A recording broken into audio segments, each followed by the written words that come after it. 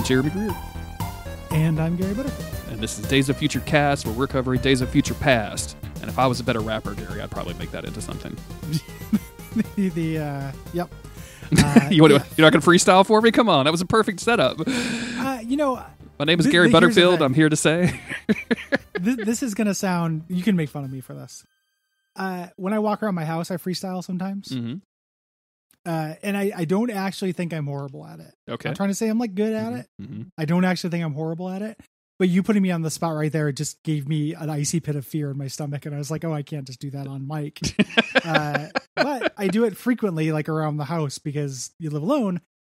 You talk constantly just to keep the crazies away. So that is a thing I frequently do. How many times have you rapped the word pocket, do you think? Quite a bit. Rocket, socket. A lot of things rhyme with pocket. Yeah. And then you just have the whole Dockers. it thing, so you could just go all over the place. Yeah. Approximate Rhymes did a lot for the freestyle industry. Dude, let me tell you.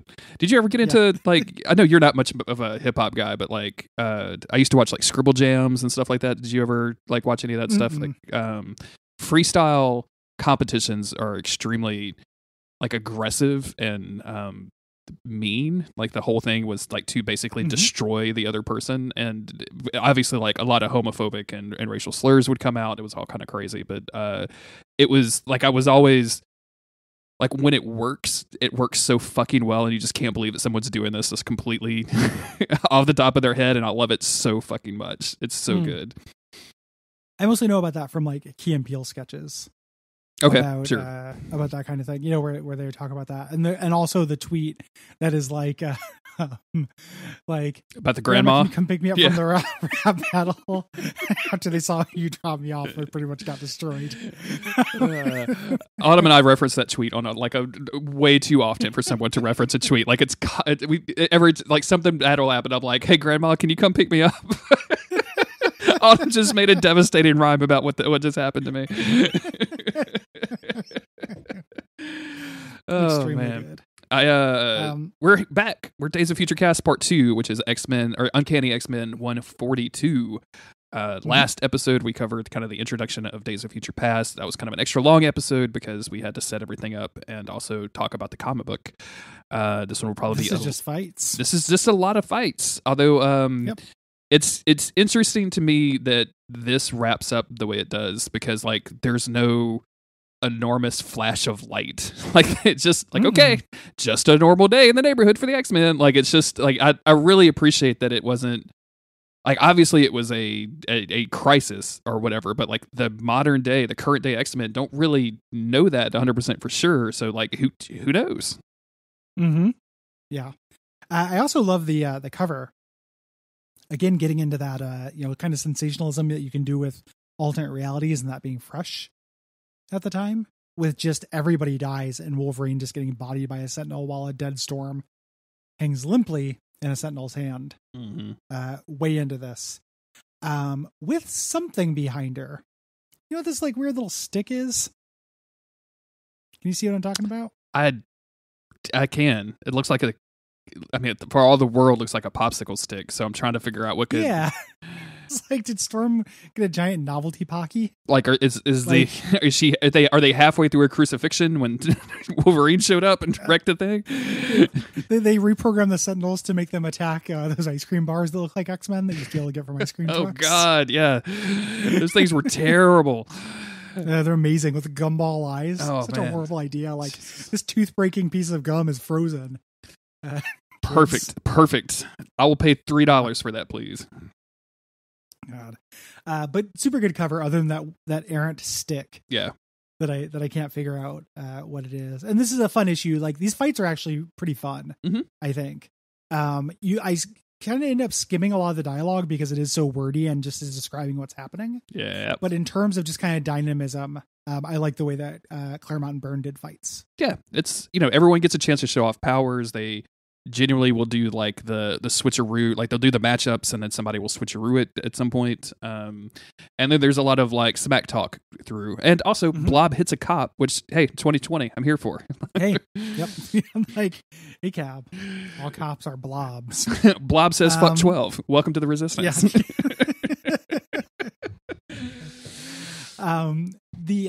So we get a 1-page recap, which I appreciate, rather than, several pages of Age of Apocalypse style New York. It used to be beautiful, but now Apocalypse's boot is on the blah, blah, blah, blah, blah. Just 1 page here.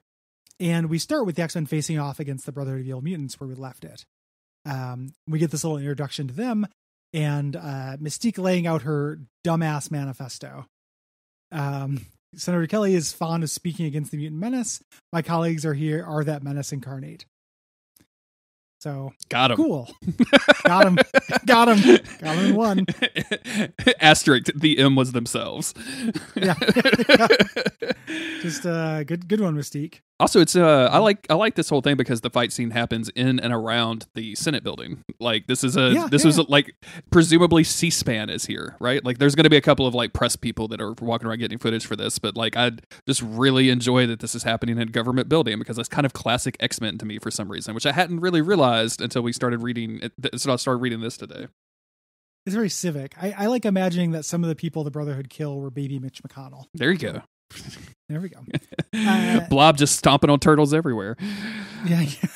The Mamma Mia, it's a me. Fred Dukes.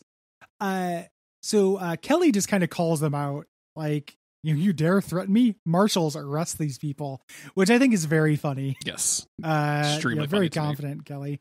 Blob just smacks the Marshals away. Avalanche fucks up the X-Men and we're in. Mm-hmm. We're in the fight. And we're getting pair-ups. Nightcrawler is fighting Avalanche, but Destiny tells him where Nightcrawler will appear. So he gets punched. Pyro tries to melt Colossus. And Wolverine is about to puncture the fuel tank. And Storm has to stop him by putting him inside a tornado. Yeah. Which, I mean, I guess the idea here is that, because they at some point during this issue, they say like, well, we don't want Wolverine like literally killing somebody in front of, trying to Senate. In front of the entire Senate, right? Like that's just going to prove Kelly's point. But like he said he was going to puncture the gas can. I'm not. Yeah. Like, do we just not trust him, or like it seems really weird to have to do this like back and forth between the two of them in the middle of this issue, and I guess that's just like continuity between the rest of the X-Men storyline, which is Storm coming to terms as being the leader and everybody else having to come to terms with her being a leader. And this was Wolverine when he was like more hot-headed, and they probably have him being more murdery here to contrast him with the calmer future Wolverine. This was basically Wolverine's trick for all of the early X-Men. Like, I'm going to kill this villain, and then everyone telling him reasons he shouldn't. Yeah. It's a little tedious, I think. So Storm does that. Angel is getting Kitty Pryde out of the way, and Kitty Pryde is like, listen, we have to find Senator Kelly. Like, that's the whole point of this. Yeah. When he dies, it's going to set off this whole wave. I don't give two fucks about Blob. Like, take me to Senator Kelly. Like, why are you fighting fucking Avalanche? Avalanche is still a bootlegger in 2013, okay? Like, let's fucking go. We're trying to prevent this. He dies really quickly. They didn't even give him a marked grave. I didn't even walk by it in the future, okay? Like, he's in a big mass grave with the rest of the Brotherhood of Evil Mutants. Oh, wow. That was funny, and then it got super sad. Yeah. So Charles and Moria head off, trying to get to safety here. And I love this thing where Professor Xavier's like, the body of Sprite is inhabited by the consciousness of the woman she will one day become. And Moria just goes, that's daft. I need more people. I need more people using the word daft. Like, that's daft! An exclamation. Yeah, like, because it means dumb, right? Yeah, like, absolutely. It's very funny for her to just be like, that's dumb. You fucking idiot. No, she's not. It's real good. I love people doubting Professor Xavier. Like, you're not a psychic or anything. You can't read everyone's mind. A lady cop comes and guides them all into safety, but it's Mystique wearing a scrambler, so Professor X couldn't read her mind, and she zaps them with a nerve agent. The cartoon opens, or when it did the Days of Future Past kind of thing, they had the aerosol container that Bishop saw. This is that. You're a fan of that aerosol weapon. Yeah. Here's the origins. All right. A nutrient bath for the hand. Nutrient. So two in the bush. Destiny comes up to Mystique and is like, hey, some weird shit's happening. I can't really predict the future anymore. And Mystique is like, don't worry about it. We will prevail, because, Mystique talks like that.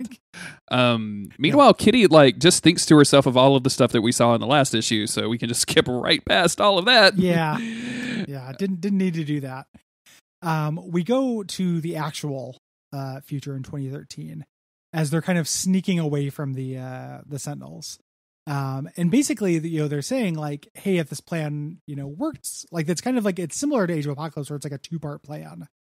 Kitty is going to undo the future, but they have to act as if the future is still going on. Yeah. And they're all pontificating. And their plan is to get into the Baxter building, where the Sentinels have made their headquarters, because yes, Franklin Richards, I guess. Yep.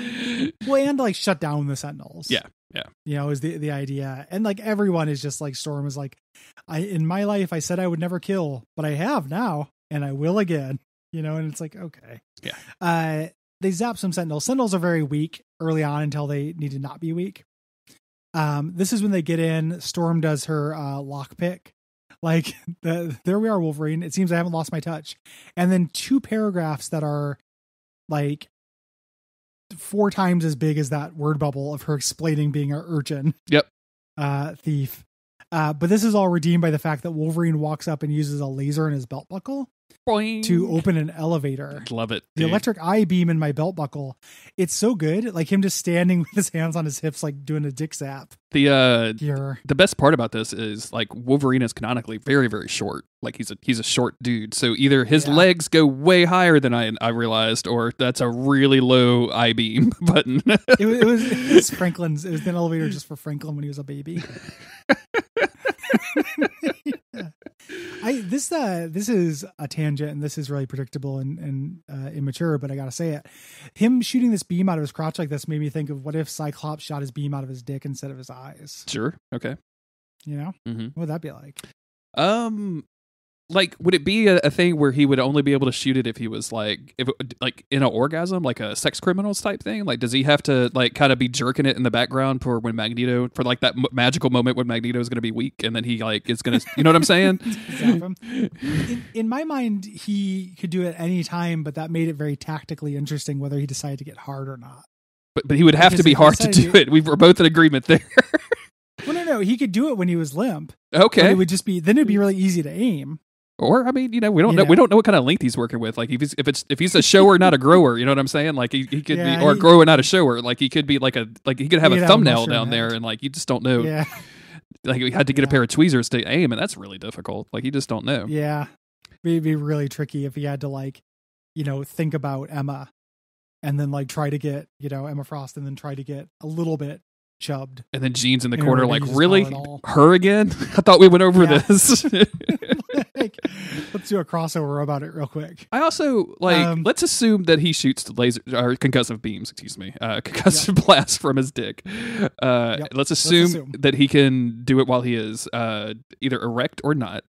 And I think you and I both agree, like, dick size is irrelevant in the modern world. Like, all of comparing dick sizes, dick waving, all that stuff is so immature and just dumbass, all of that stuff. Like, we can all agree on that when I'm making this joke. But would it be worth your teammate having concussive beams if all of the enemy team is going to do is make fun of his dick size the entire fight? You know what I'm saying? Like, if you're Wolverine, you'd be like, just keep it in your pants, man. I don't need Magneto fucking telling us all that we have tiny. I don't want it to be called the Tiny Dick X-Men again, just because. It'd be really, really hard if Cyclops immediately runs up as the leader and is like, "Okay, according to formation," and then drops trowel. And then the Sentinels are just attempting to scan, no sign of mutant gift, no threat detected. And then just Beast is Sergeant Guard. Jesus Christ! Oh my God. I can't believe we're having to do this again. All the rest of the X-Men who were insecure about their members would start going pantsless, just to show. Man, I don't know if I've told the story on a podcast before. There was a dude.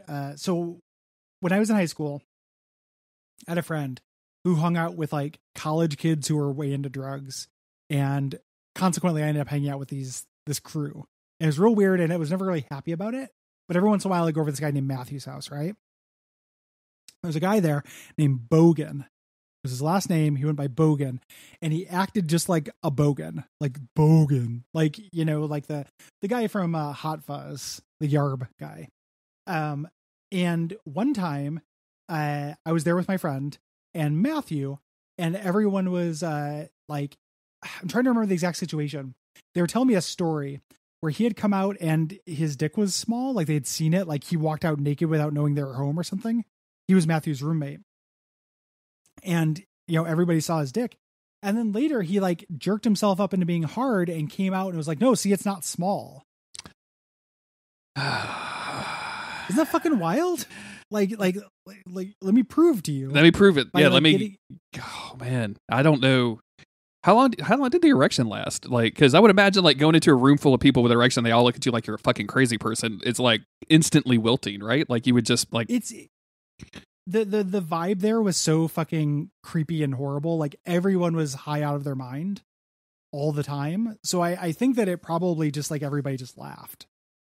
Like I was not high out of my mind, which probably like leads to my adult resentment of being sober around people who are stoned. Sure. Yeah. That and my childhood of spending my entire childhood around people who are sober around people who are stoned. Yeah. But like, you know, it was just really awkward for me, but I was trying to fit in. So I like was laughing and stuff.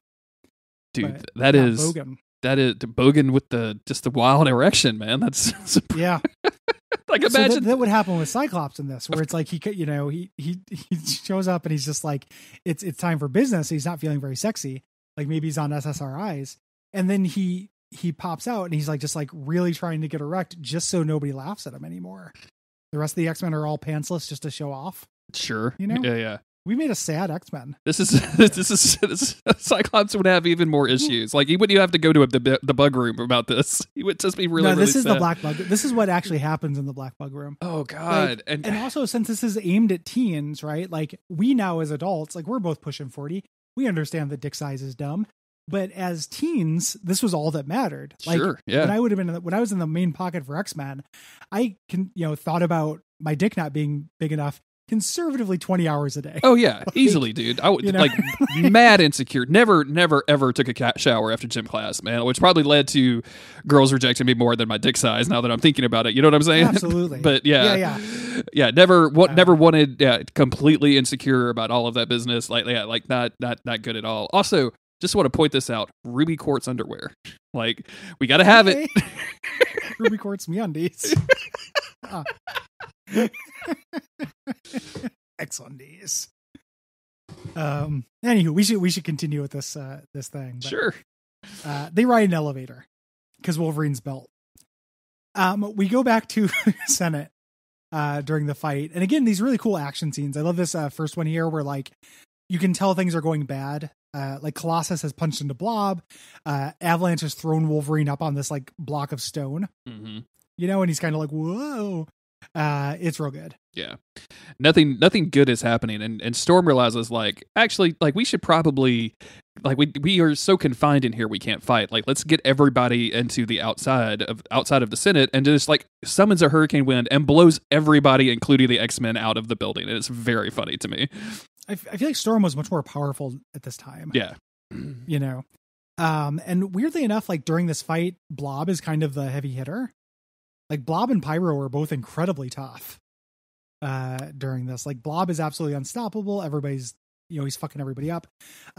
Pyro turns his attention to the army, who show up with laser tanks from G.I. Joe, and creates a gigantic fire monster to fight them, which grabs Wolverine and is like, they're like, yeah, Wolverine will die if we don't save him. Yeah. Wolverine is also pretty depowered, or Wolverine is depowered during this time. Yeah, he seems kind of weak because he's like, if Storm hadn't saved me, like I would have been a goner. Like I wouldn't have been able to, keep up with my healing factor wouldn't be able to keep up with the flames. Also, I didn't remember, and it's been a long time since I've read anything with pyro in it, so this is just my fault, but I thought pyro just like could control fire, but like this summoning like sentient fire demons from cigarette lighters is really hilarious to me. I just forgot his powers work that way, and I kind of love it. So yeah, it's cool that he makes like fire monsters. Yeah. So Nightcrawler goes to check in on Wolverine, and another Nightcrawler pops up. Obviously Mystique's about, and they do the "which one do I shoot?" There's a really funny thing where he's like, "Whoever you are, villain, you just bitten off more than you can chew. I like being unique. I don't take kindly to doppelgangers. Neither do I." Same. Ditto. It's like it's like Arrested Development with Job and what's his name? Same. Tony Wonder. Yeah. So it's really good. Same. Wolverine's plan is to use his claws and approach them. And he's like, whoever the real Nightcrawler is, he'll teleport away. And Storm stops him from doing this as well. Storm's main thing in this is just to fuck everybody all up and then stop Wolverine from doing things. And this is to assert her leadership. He's like, I wouldn't take that from Cyclops. She's like, you will take this from me. You know, but really approaching with claws was not a horrible plan or anything. Yeah, not at all. Like if both of them think that they're going to get stabbed, like, you know, Nightcrawler would just teleport. Nightcrawler should just teleport. Why does he not teleport immediately? He like, nope, it's me. You have to threaten him with a stabbing. Nightcrawler forgets how to teleport for 27 seconds. It is the most important 27 seconds. Yeah. This conversation is interrupted with Avalanche, like, you know, avalanching some floor at them. When Colossus comes over and it says, "Hey, I've got a really good idea on how we take down Blob. Why don't you kneel down? I can put this iron pipe on you," and then like carefully position it underneath Blob and send him crotch first into the air. Yep. The Wolverine's whole point in this plan is to have an unbreakable adamantium spine. Yes. He's not doing anything that a block of adamantium couldn't do. I mean, or some steel. Like you don't even have to you don't have to spend a lot of money. No, yeah, this could have been a really cheap plan. When he's up in the air, they can punch him. They punch him into Avalanche. You know, the X-Men are winning at this point. Storm puts out all the fire. She's like, "Oh yeah, I can do that." You know, but they switch partners basically. And Nightcrawler takes down Mystique, and they have this really long discussion. He's like, "You're Mystique," which, like, come on, man, you could have guessed that before. Like, your skin, your eyes were so different, or were so alike. And he's like, "Could it be that you're not as unique as you thought? Ask your mother, Margali Zardos, who would know better than she." And just like, now is not the time, man. Yeah. Like, well, we got to talk about this right now. Yeah. Send me an email. Please. I'm Nightcrawler at edu. Nightcrawler at Xavier.edu. So he wants to keep talking to her, but Angel's like, no, we have a job to do. They all rush in. Yeah. And they're like, oh yeah. Yeah, they wasn't Kitty Pryde protecting him? Remember the mission, which was to protect Kelly. They've been out there like fighting these dudes for 24 hours now. We're like, oh yeah, we should probably go check on that dude that we're supposed to be protecting. Meanwhile, in 2013, our crew has gotten into the inside of the Baxter building, and there's a Omega Sentinel, which is supposed to be a badass Sentinel. And Wolverine tries to sneak up on it, and then we get the panel from the cover where he just gets immediately roasted because the Sentinel has quicker reaction, and the Sentinel brags about being, "Hey, we knew you were coming. We allowed you in here." On the floor is just, you know, Wolverine's like adamantium skeleton. Which I love that. It's not really like there's no close up or anything. You just see his arm. Yeah. You know, Storm starts fighting. Colossus starts fighting, and they start fighting back, but they lose. One of the Sentinels throws a spear through Storm, and Colossus loses his mind, and they just show the outside of the building as the Sentinel is thrown out the window. You know, this is mirroring what happened to Colossus earlier with the Blob. This is cool. Yeah, I like this a lot. I also like that Sentinels just have spears, like in case they just, you know, need a spear for some reason. we also get the couple of shots of Rachel Summers who's outside, and she's still telepathically connected to Peter, and she doesn't want, like, even though he's like filled with rage, she doesn't want to, she doesn't want him to be alone when he dies. And like almost immediately it's like, oh, there he is, he's dead. Like, and even though I haven't died, like I've been in so many people's heads that have, I'm still terrified about it. And so it's up to Kitty Pryde to save Kelly and stop this from happening. Yep. Plan B failed, so Plan A has to win. We come back to the past where Destiny has a gun trained on Kelly. And they're kind of having it out. Like, Kelly is really, Gary, I don't want you to get added on Twitter, but this is definitely a crossbow because that's how Destiny rolls. One shot, one kill, my friend. Yeah.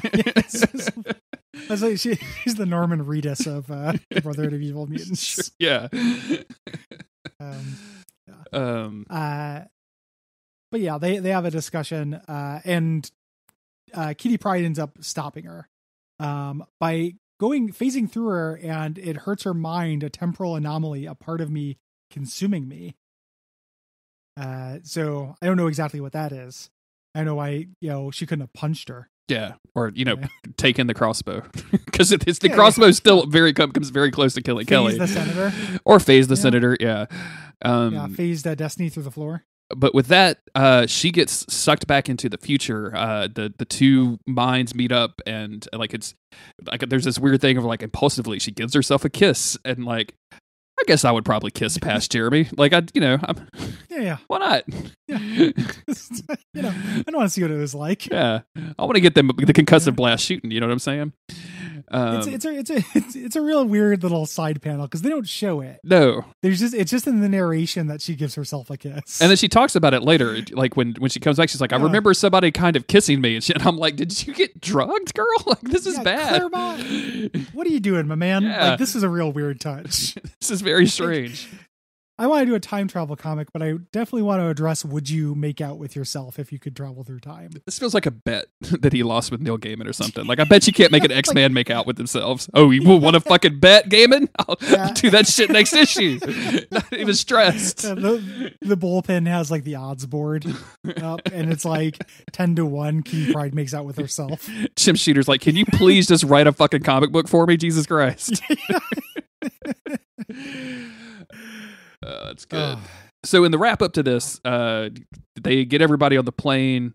Mystique is like, we're going to come back to this. I'm going to save all of those people, all of my friends that were captured. Kelly kind of bonds just very briefly. It's like, I'm glad that, Xavier and Moira Taggart are okay. Kitty wakes up on the plane going back to the mansion, having no memory of any of this. And the X-Men don't really know if the future was changed or not. They really don't have any idea. And we don't either. Yeah. Because we are kind of led to believe that dark shit's still happening because we get this epilogue where Peter Gyrick is brought back into the fold by Senator Kelly and Sebastian Shaw. Yes. They don't know that he's a mutant, and they talk about codename Project Wide Awake, which is going to be the big X-Men registration nightmare stuff that happens with like Fall of the Mutants and stuff in the 80s. Yep. And that's it. Like, we're going to go back into like kind of normal X-Men stuff in the next issue. Like, we're not, but like the comic just kind of goes back into like, we don't go back to 2013 for quite some time. So, this is cool. Yeah. Again, it gets a lot of its power through like its context.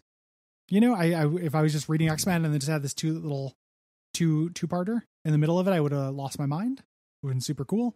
And as is, it's responsible for a lot of the alt future stuff that the X-Men do, which like some people don't really dig. Like there's a direct line between this and like the Here Comes Tomorrow arc of the Grant Morrison book as well. Mm-hmm. Like that is why this is part of the X-Men's legacy. Yeah. And it's not like a completely original idea, right? Like people have been doing like dark futures and everything, but this was so out of nowhere. This was so compressed. This was so like not even rushed. Like it doesn't even feel rushed when you read it, like because everyone's explaining things all the time. But it's so quick. You're in and out of it, and it's such a like very, very short but very, very deep, like in terms of just ideas and things that could potentially happen, and this kind of craziness that can be in the X-Men universe. And it's just kind of like you just want your brain to go into a million places. Like, what if Cyclops' dick shot Lasers. Yeah. That's our brains, but yeah. the average reader probably has their brains go to smarter things. God, I hope so. If the other Days of Future cast has been joking about dick lasers for a long time, I'm going to be really mad. He's super mad.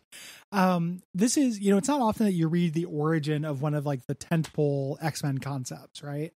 Like the X-Men are, government oppression and stuff, alternate timelines, space shit. That's X-Men. Yeah. Like in a lot of ways. And then like a little Savage Land thing. And this is the beginning of one of those huge tiers of like what the X-Men are about. It's not my favorite tier, but it's my second favorite tier. Easy. I like the government oppression stuff best, like the X-Men versus the government. But I do like the alternate future shit. Yeah. Really need to see the origins. So good shit. Good stuff. And it's really like, I think coming off of Age of Apocalypse, I don't think we intentionally did this, but like it feels like so much of a palate cleanser. Just getting back to, people looking like people and superheroes looking like superheroes and not just like enormous weird muscle monsters is and it's even more bizarre because like after this we're going to be doing Deadly Genesis. And in Deadly Genesis, for whatever reason, everybody has a slim figure. Like it's like the opposite of Age of Apocalypse, where everybody looks like a male model. Like it's very bizarre. And that was part of the idea of like us jumping around to these two different distinct time periods too. Mm-hmm. Both of which are alternate history, even though one of them already happened, but both of which are alternate history stories in a way. Yeah. Mm-hmm. So that wraps up Days of Future Past. We're next going to be doing the 6-issue limited series. Ed Brubaker's X-Men Deadly Genesis. Yep. And all of this is available on the MCU is what I almost said, the Marvel Unlimited app, so you can go read all of this stuff if you have a subscription over there. If you like this podcast, patreon.com/Duckfeed.tv is the place to go and pledge your support. You get all kinds of cool benefits for doing so. Slack access, you can get episodes early. There's thousands of hours of content that is exclusive to that feed, so you can go check all of that stuff out. We appreciate it when you guys tell your friends about the podcast. That's really, really nice of you, so please continue to do that. Mm-hmm. And we'll be back pretty soon with Deadly Genesis #1.